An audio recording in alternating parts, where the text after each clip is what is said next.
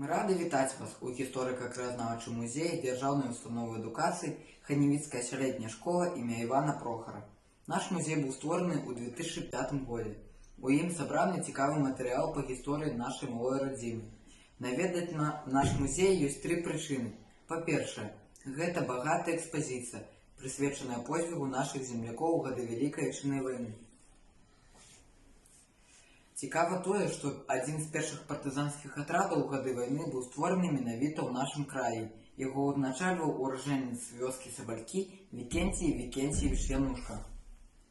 Паддубны, так яго называлі таварышы. Таму што ў жніўні 1941 года ён стварыў і ўзначаліў партызанскую групу, якая ў верасні гэтага ж года перарасла ў атрад Паддубнага. Да жніўня 1942 года у ім налічвалася ўжо 180 чалавек.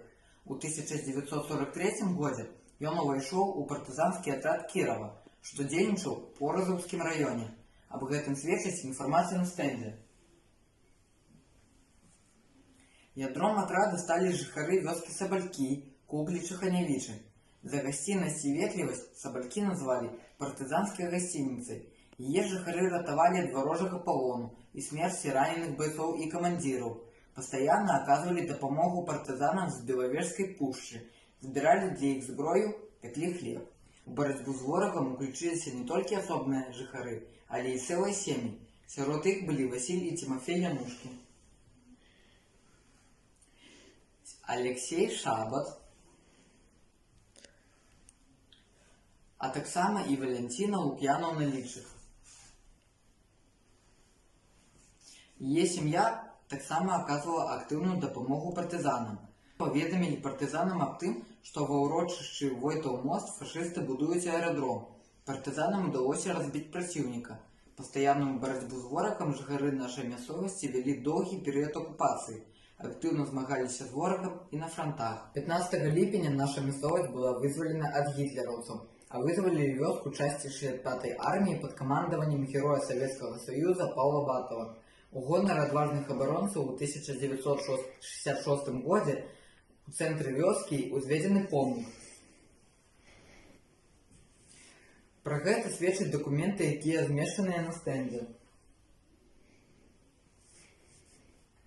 Экспазіцыю дапаўняюць экспанаты часоў Вялікай Атчызнай вайны.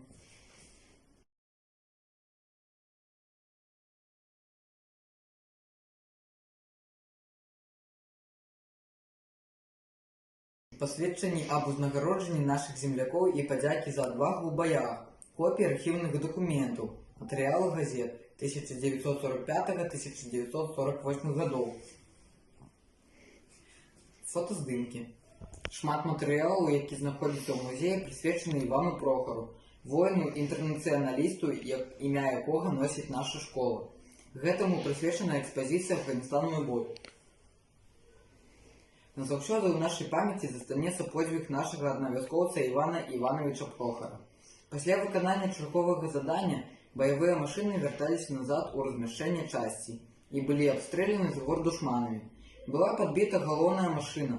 На выручку экіпажу павёў сваю БМП камандзір парашютна-дэсантнай роты старшы лейтенант Іван Прохар. Ён сваёй бранёй закрыў падбітую машыну і адкрыў агонь па праціўніку. Варожы снарад трапіў у яго баявую машыну. Старшы лейтенант Іван Прохар загінуў 21 сакавіка 1980 года.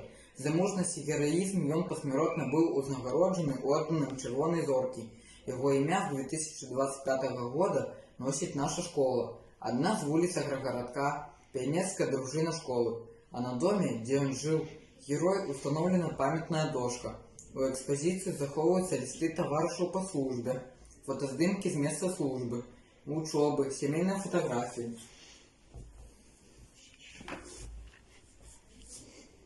Успаміны сяброў і сваякоў.